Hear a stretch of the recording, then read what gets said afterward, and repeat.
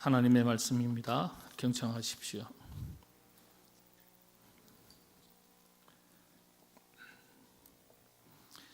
예수께서 예루살렘에 이르러 성전에 들어가사 모든 것을 둘러보시고 때가 이미 저물매 12 제자를 데리시고 베다니에 나가시니라. 이튿날 그들이 베다니에서 나왔을 때 예수께서 시장하신지라 멀리서 잎사귀 있는 한 무화과 나무를 보시고 혹 그 나무에 무엇이 있을까 하여 가셨더니 가서 보신즉 잎사귀 외에 아무것도 없더라. 이는 무화과의 때가 아님이라. 예수께서 나무에게 말씀하여 이르시되 이제부터 영원토록 사람이 내게서 열매를 따 먹지 못하리라 하시니 제자들이 이를 듣더라. 아멘. 지구온난화로 인해서 자연의 질서가 깨어지기 시작했다는 말이 나온 지 꽤나 되었습니다. 요즘은 지구촌 어디를 가더라도 이상기후를 피부로 실감나게 느낄 수 있습니다.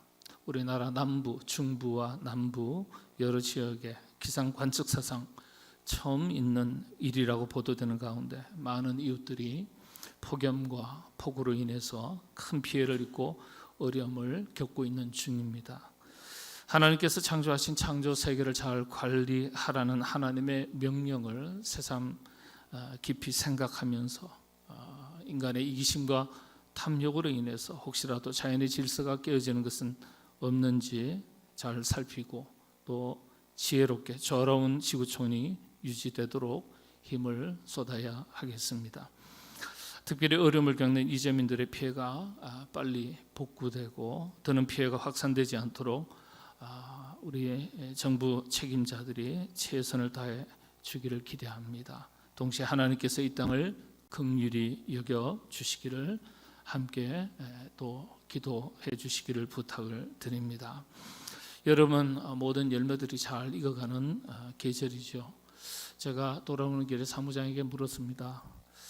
이것저것 교회 여러 가지 보고를 계속 평일에도 제가 교회를 떠나 있는 동안에도 받지만은 돌아오는 길에 이것저것 물으면서 우리 수도가에 있는 화단에 있는 자두나무에는 자두가 잘 열렸냐? 올해도 역시 몇 개 안 열렸냐? 그 나무가 품종은 참 좋은데 맛은 좋은데 왜 그렇게 열리지 않냐? 어떻게 해야 열릴까? 그런 얘기를 주고 받았습니다. 포도나무의 포도는 제법 열렸냐? 네, 열매 그렇죠. 여름은 모든 열매들이 잘 익어가는 계절입니다. 안타까운 것은 폭우와 또 폭염으로 축산, 어민, 농부들의 한 해의 수고에 큰 피해가 닥친 것을 생각하면 안타까울 뿐입니다. 이런 가운데 오늘 또다시 마가복음서 강해를 이어가겠습니다. 오늘 역시 열매 이야기입니다. 11장이죠. 영적으로 보면 성경에서 열매 이야기는 언제나 성장과 성숙에 대한 의미를 담고 있습니다. 성경은 특별히 신약 성경은 열매 이야기가 대단히 많습니다. 포도나무 열매, 그리고 무화과나무 열매, 감람나무 열매, 올리브나무죠. 그리고 살구나무 열매 이야기도 종종 기록되어 있습니다. 오늘은 여름날 열매가 익어가듯이 우리 자신의 내면 세계의 영적 성장과 성숙을 열매 이야기를 통해서 간단하게 살펴보도록 하겠습니다. 오늘 본문 무화과 나무에 얽힌 이야기입니다. 예수님과 제자들이 예루살렘 성전을 둘러보시고 날이 저물 때에 베다니 지역을 막 벗어나셨습니다. 배가 고팠던 차에 무화과 나무 한 그루를 보게 되셨는데 잎이 무성한 그런 무화과 나무인데 가서 보니까 열매가 하나도 없었습니다. 그런 무화과 나무를 보시고 예수님께서 저주를 하셨어요.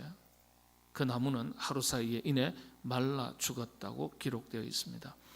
무화과의 때가 아닌데 열매를 찾으셨어요.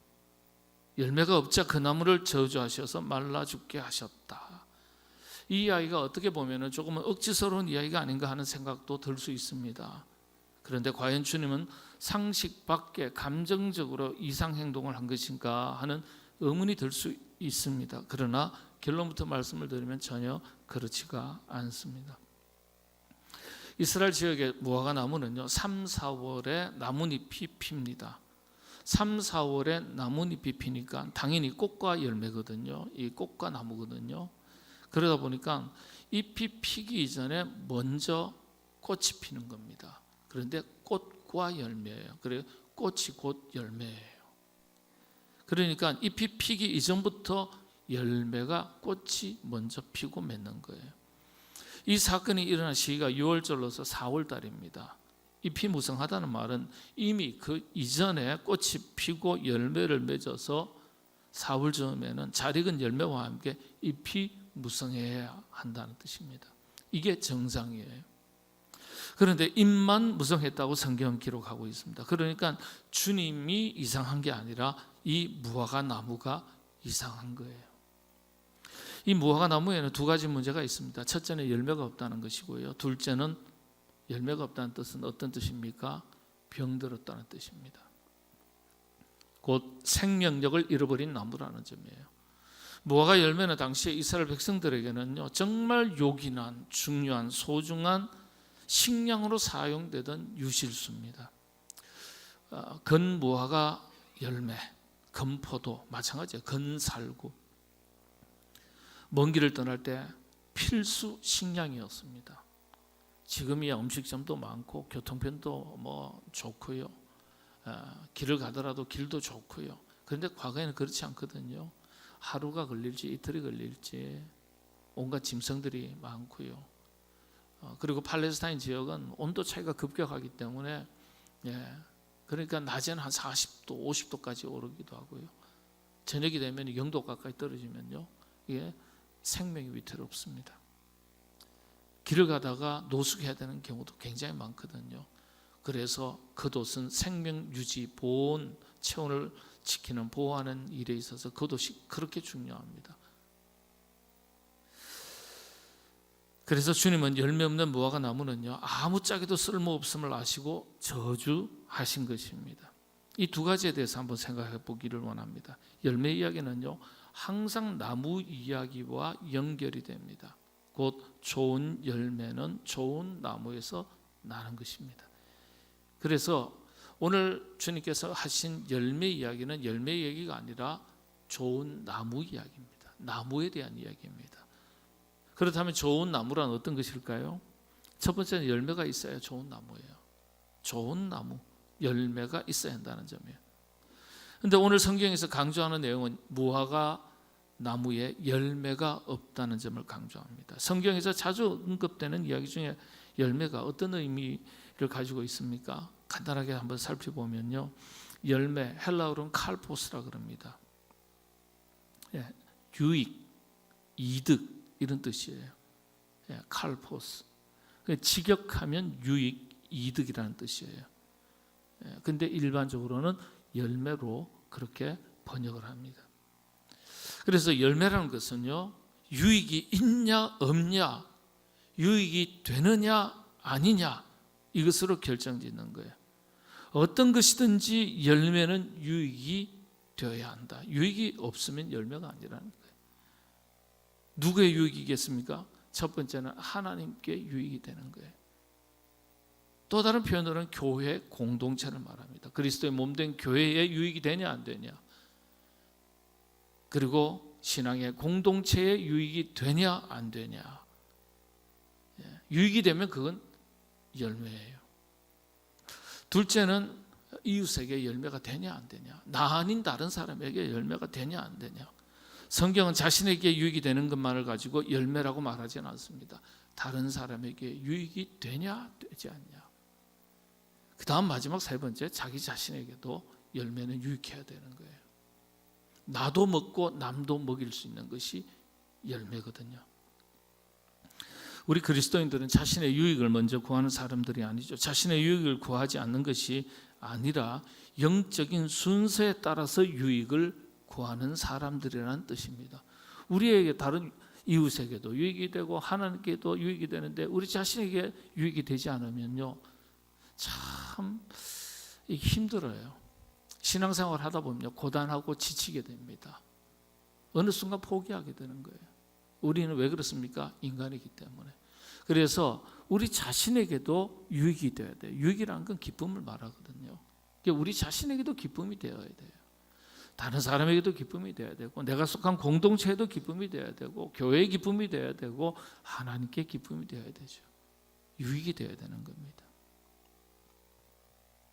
영적인 순서에 따라서 유익을 대신 구해야 한다는 뜻입니다. 이게 그리스도인들이에요. 우리가 그리스도인으로 살아간다는 것은 이런 의미입니다. 하나님께, 그리고 우리가 속한 공동체에, 그리고 우리 자신에게 유익이 되는 신앙생활을 해야 한다는 거예요. 그래야 열매로 사는 것입니다. 바울을 통해서 주신 주님의 말씀이죠. 에베소서 5장 8절에서 11절. 너희가 전에는 어둠이더니 이제는 주 안에서 빛이라. 빛의 자녀들처럼 행하라. 빛의 열매는 모든 착함과 의로움과 진실함에 있느니라. 주를 기쁘시게 할 것이 무엇인가 시험하여 보라. 너희는 열매 없는 어둠의 일에 참여하지 말고 도리어 책망하라. 열매. 빛의 자녀로서 열매 있는 삶을 살아가라는 거예요. 열매 있는 일에 참여하라는 거예요. 열매가 없다면 참여하지 말라는 거예요. 열매 없는 일에 책망하라는 거예요. 열매는 유익입니다. 개인의 유익을 넘어서 그리스도의 몸된 공동체의 유익을 먼저 구하고 주를 기쁘시게 할 것, 곧 하나님의 기쁨이 되는 열매 있는 삶을 살아갈 것을 말씀하신 겁니다. 이를테면 영적인 유익을 먼저 구하도록 권면하신 거예요. 그래서 아무리 세상 유익이 크다 해도 영적 유익을 가로막거나 해야 하는 것이라면 하나님 보실 때 그것은 참된 유익이라고 말할 수 없습니다. 한번 생각해 보시죠. 나는 누구에게 기쁨인가 근심인가? 나의 삶의 태도와 자세와 내용과 방식이 나 자신은 물론이고 다른 사람들에게 공동체 속에서 유익이 되고 있는가? 더 나아가 하나님께 기쁨이 되는 삶을 살아가고 있는가? 한번 생각해 보셔야 돼요. 저와 여러분, 우리 모두 우리 자신의 삶의 현장에서 유익한 좋은 열매와 같은 그리스도인으로 살아갈 수 있도록 우리 모두 함께 노력할 수 있기를 바랍니다. 그래, 저분은 우리 교회에 꼭 필요한 분이지, 유익한 분이지, 우리에게 기쁨이 되는 분이지. 이 소리 들어야지. 이 소리 들어야 신앙생활 잘하는 것 아니겠습니까? 있어도 그만, 없어도 그만, 손님처럼 왔다 갔다 한다. 여러분, 유익이 되지 않고 기쁨이 되지 않은 거예요. 저분은 꼭 필요한 분이야. 이 소리 듣는 것이 복된 일입니다. 이런 소리 듣는 하나님의 백성들에게 하나님은 복에 복을 더하십니다. 왜냐? 그분 자체가 열매가 되기 때문에, 그분 자체가 유익이 되기 때문에. 열매가 없어서 주님이 저주하셨다는 이야기가 다른 이야기가 아니죠. 바로 이런 이야기입니다. 열매 있는 삶, 열매 있는 그리스도인이 되는 것. 오늘 무화과 나무에서 두 번째가 뭡니까? 열매가 없는데, 열매가 없다는 또 다른 이야기가 어떤 뜻이라고요? 건강하지 않다는 거예요. 병들었다는 뜻입니다. 좋은 나무, 좋은 열매의 조건은 병들지 않아야 돼요. 본문의 무화과 나무는 병든 나무입니다. 열매 없는 나무이지만, 표면적으로는 열매 없는 것이지만 안으로는 병들었다는 뜻이에요. 무화과 나무는 각종 질병에 아주 저항력이 강한 유실수로 알려져 있습니다. 그래서 웬만한 병을 알아도 반드시 열매를 맺는 나무라고 알려져 있습니다. 그래서 그런 생명력 강한 이런 병충해라든지 어떤 여러 가지 해충이라든지 각종 어떤 나무의 생명을 위협하는 각종 바이러스로부터 굉장히 생명력이 강한 나무로 무화과 나무, 그렇게 알려져 있습니다. 그래서 무화과 나무에는 뭐라 그러죠? 살충제라든지 농약이라든지 이런 걸 좀 뿌리지 않는다 그래요. 웬만한 나무는요, 여러분들 사과 많이 드시잖아요. 사과 나무에는요, 농약 몇 차례나 뿌린대요. 그렇게 많이 뿌린다 그래요. 씻어서 드시면 될 거예요. 괜찮아요. 갑자기 표정이 어두워지시는데. 근데 무화과 나무는요, 그런 약을 치지 않아도 잘 된대요. 약 안 친대요. 그만큼 강하대요. 그런데 그런 무화과 나무에 열매가 없다는 거예요. 열매가 없다는 것은 그 나무의 생명력이 이미 끝났다는 이야기와 하나도 다를 바 없습니다. 여러분, 그렇습니다. 병들면 열매가 없습니다. 건강해야 생명력이 있고 열매가 있습니다. 신앙생활도 마찬가지죠. 영적으로 병들지 않아야 돼요. 시험과 환난이 영적인 도전을 영적인 병으로 생각하지 않게 되시기를 바랍니다. 시험이 와도 시련이 와도 이기는 사람이 있고, 시험이 오고 어려움이 닥쳐오면 무너지는 사람이 있습니다. 시련과 역경, 시험은요, 건강한 사람이나 연약한 사람에게나 다 찾아옵니다. 지면 병드는 거예요. 이겨야 열매가 있는 겁니다. 병들지 않고 열매 있는 좋은 나무가 되기 위해서 가장 우선하는 조건이 어떤 겁니까? 자양분을 잘 공급받는 것입니다. 그러기 위해서는 우선 뿌리가 튼튼해야 되죠. 신앙생활도 마찬가지입니다. 그래서 주님은 이렇게 말씀하셨습니다. 누가복음서 3장 9절의 말씀인데요, 이미 도끼가 나무 뿌리에 놓였으니 좋은 열매 맺지 아니하는 나무마다 찍혀 불에 던져지리라. 뿌리 이야기하셨는데요, 좋은 열매를 맺지 못하는 나무다. 그런데 왜 그렇죠? 뿌리에 문제가 있다는 뜻이에요. 도끼가 나무 뿌리에 놓였으니 그랬어요. 뿌리는 생명이거든요. 병들은 나무를 말하는 겁니다. 여기서 병들지 않고 좋은 나무로 살아가는 성경이 가르쳐주는 방법을 한번 간단하게 생각해 보겠습니다. 성경은 좋은 나무 이야기를 할 때 항상 세 가지 조건을 이야기합니다. 첫 번째는 뿌리가 튼튼한 나무, 그리고 자양분을 잘 받아들이는 나무. 세 번째, 이건 이제 이 자양분을 잘 받아들이는 나무를 성경에서는 시편이라든지 이런 성경에서 어떻게 표현합니까?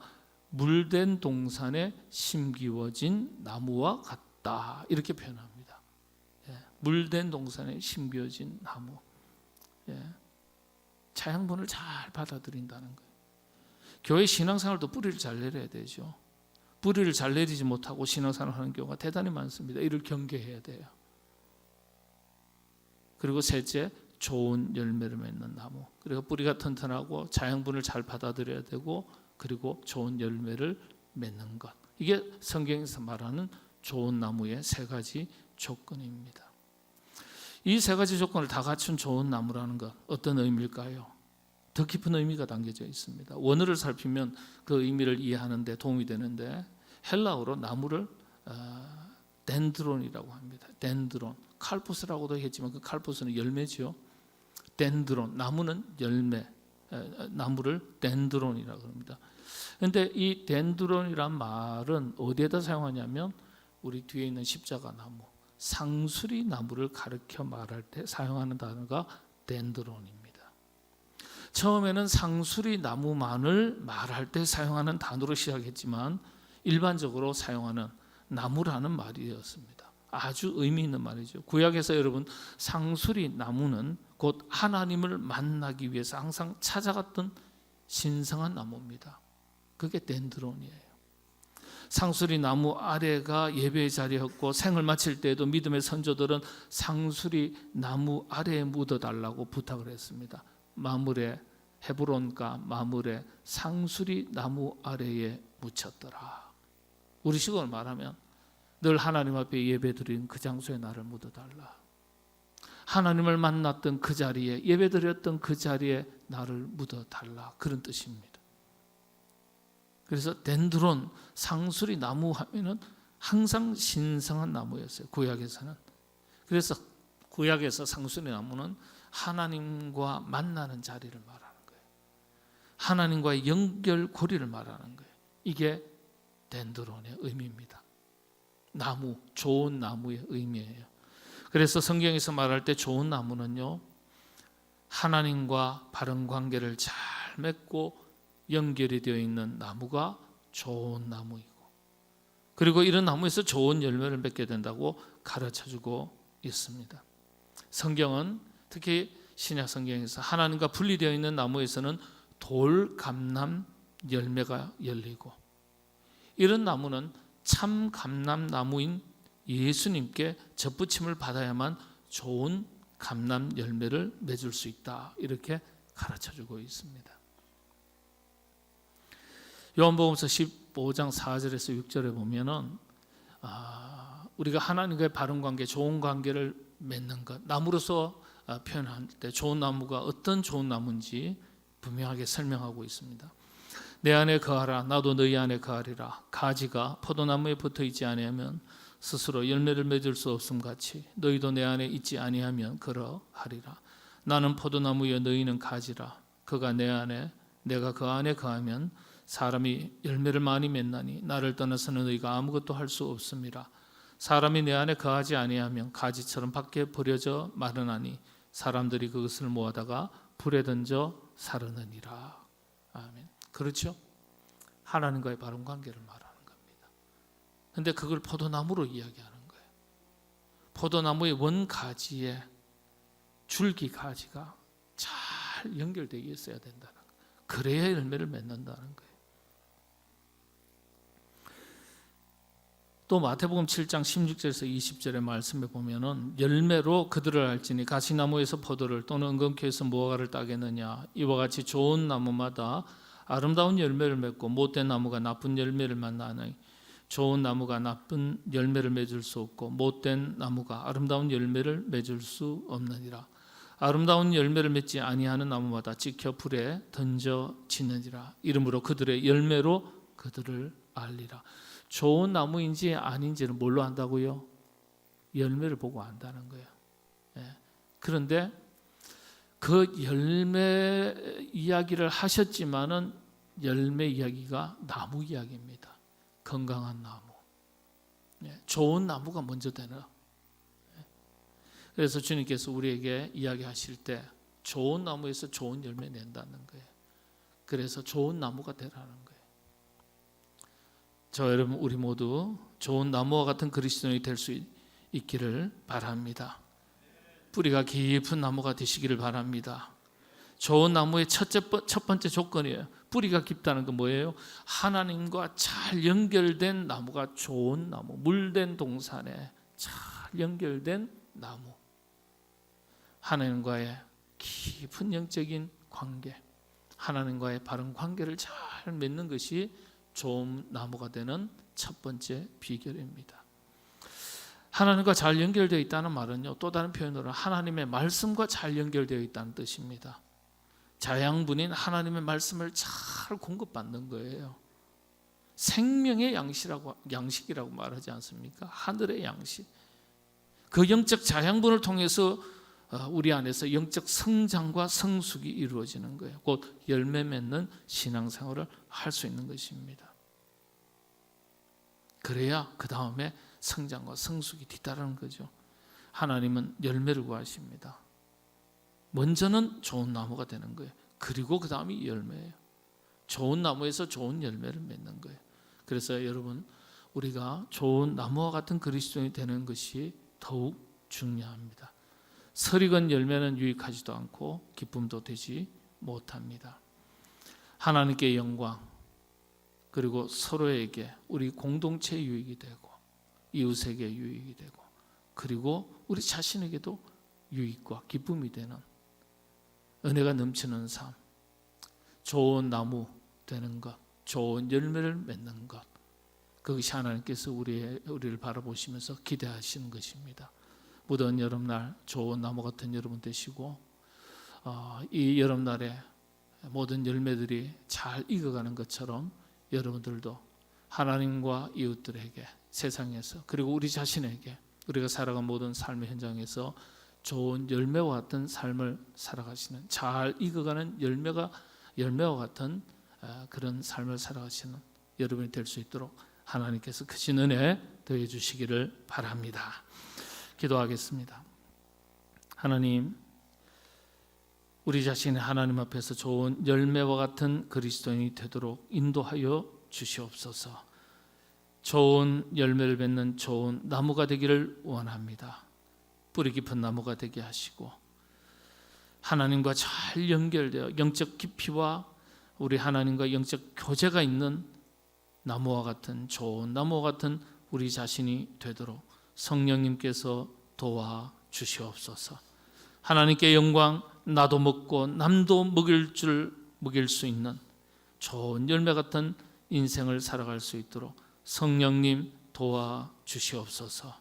예수님의 이름으로 기도하옵나이다.